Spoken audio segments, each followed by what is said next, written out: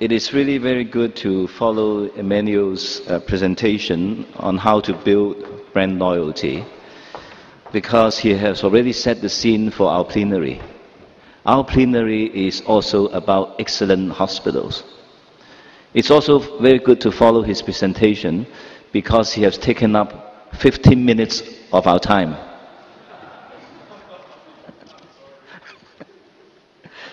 Now, joking aside, if you think that our plenary session is different from the other plenary sessions, you are absolutely correct. Because this plenary is in the form of a debate, and according to Mr. Nath, this is the first time in the HMA's many years of history that a debate is used for learning and experience sharing. Now, the topic of the debate this morning is to be seen to be an excellent hospital. It is better to invest in new facilities and equipment than in people. I'm sure you will all be very interested in this topic, particularly if you're working in hospitals. Now, since this is a debate, we will have two teams with hopefully very opposite views. I will first invite Team A members to come up on stage. They will be speaking for the motion, and that is that they will be saying that it would be best to invest in new facilities and equipments. And they are Dr. Dilshad, Chief Executive Officer of Pantai Hospital, Ipoh, and Ms. Fatima Lee, Ward Manager, Queen Mary Hospital, Hong Kong. So please come on stage.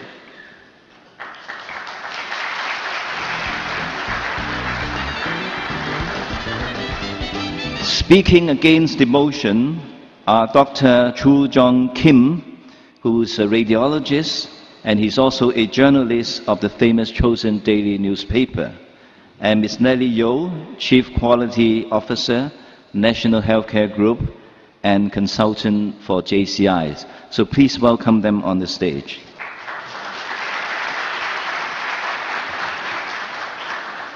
Now, before we start, I would like to briefly mention about the proceeding of the debate. For the proceeding is for each member team to speak one after the other. We will start with Team A, and then subsequently followed by Team B, and so on. And since we have less time than we expect, so I will ask them to speak for about 4 minutes each. And this will be followed then by a very interesting session, and that is that they will be rebutting the comments made by the other team members. They will have 2 or 3 minutes for the rebuttal.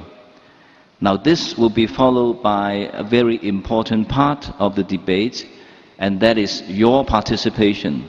So you can either speak for or against the motion, but hopefully you will not be verbally attacking the team members here. Okay? And then there will be summing up, and the most interesting part of this debate will be that you will be deciding on the winning team. Now, I understand that there will be a voting system, and for the Hospital Management Asia, they are not going to invest in new equipment. Now, the voting is that you will have to show up your hands on the winning team, and the HMA designated staff will count your votes. Okay? So I hope everyone is clear about the proceedings. I would like to first call on Dr. Dilshad to start the debate. Dr. Dilshad? Dr. Dilshad is an accomplished CEO with a very distinguished career. He is a visionary and engaging leader with proven qualifications and results in all aspects of hospital administration and management. Dr. Dilshad. Thank you, Dr. Lawrence. Good morning. I hope this wakes you up if you haven't woken up yet. It's a tough topic, but we'll try and make our point very clear. Okay, looking at Stephen Covey's 7 habits, you look at the habit of a human being, we are dealing with intangibles and we're dealing with human lives. Knowledge, skills, and desire are three things that actually make up a person dealing with another person. And these are the traits or values that Stephen Covey has exhibited in his book with regards to how an effective person should be made up. Now, if you move forward, you'll be seeing that in freedom to choose, stimulus is very important. And response is always an antecedent, or it should be a result of the stimulus that actually leads us to do what we do and choose into being what we are. This leads to us having self-awareness, imagination, conscience, and independent will, which brings us to the next part of my presentation. I'm going to go through fast because I only have 4 minutes to impress.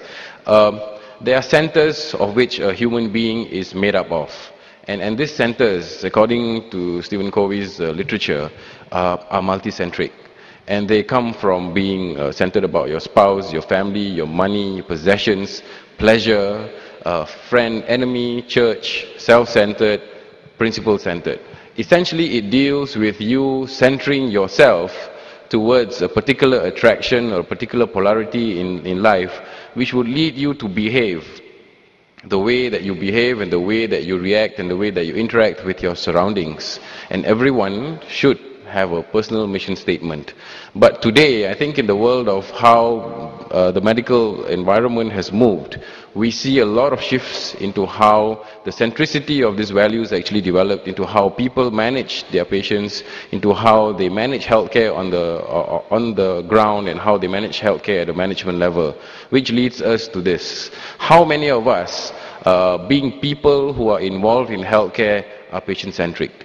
Emilio spoke about hospitality and managing patients through a CRM. It's only because the centricity of healthcare workers today has shifted from being care providers and caregivers to being very, very centered into providing themselves more than they actually provide their patients.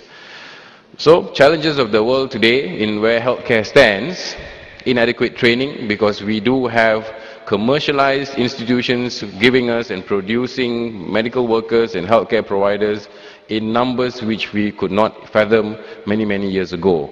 And this commercialization of education and the healthcare industry has led to people having very diluted qualifications in terms of how healthcare is given out, especially in the developing countries in the third world. There is lack of organizational commitments because the centered approach towards giving has become less. People are materialistic. This is a money-minded world. Everybody wants to go home with a big bag of money at the end of the day. Shallow exposure. There is only one pie, with many of us sharing that pie because there's too many of us eating from that pie. We don't get so much depth. And this is in relation to the education system where healthcare providers are trained today. A nurse today is not as good as a nurse 20 years ago. That is a fact. Commercialized education system, I have spoken about. Economic trends play a very important role into how talent is shifted and talent is managed from day to day, and medical tourism plays a very important part in this as well. Wrong skills and poor job fit.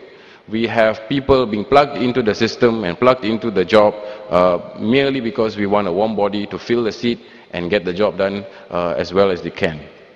Now, the resultant effects is we have an incompetent workforce in the healthcare industry today. It is an accepted fact. We have transnational displacements because we have nurses crossing boundaries looking for more money from Asia to Saudi Arabia to the United States of America, and then eventually ending up in Europe and finally coming home and being retired homemakers. We have cultural mismatches because in patient-provider relationships, we have got Indian nurses working in Malaysia, Vietnamese nurses working in America, and you have these cultural mismatches. Poor patient care is the resultant of all this, and poor clinical outcomes would be eventually things that we'll be dealing with, even though if you have good doctors on the ground. Well, alternatives, we have technology. That's why we created the the information system. That's why we have automation in the healthcare industry today, because we feel that the human body is not able to continue doing, producing and delivering the kind of excellence that we want in the healthcare environment today. And we have many other more alternatives that we actually look at today and start developing, because we feel that people have to be replaced with really technology which is reliable, which can actually remove the human factor from being inconsistent and also reduce our dependence on human capital deployment. Points to consider: technology is easy and quick to deploy, it's easily upgradable, it has a warranty, they don't break down on you, and there is a replacement if they break down. It's consistent in its output, and the most important part is it doesn't complain and it's not demanding. Thank you very much.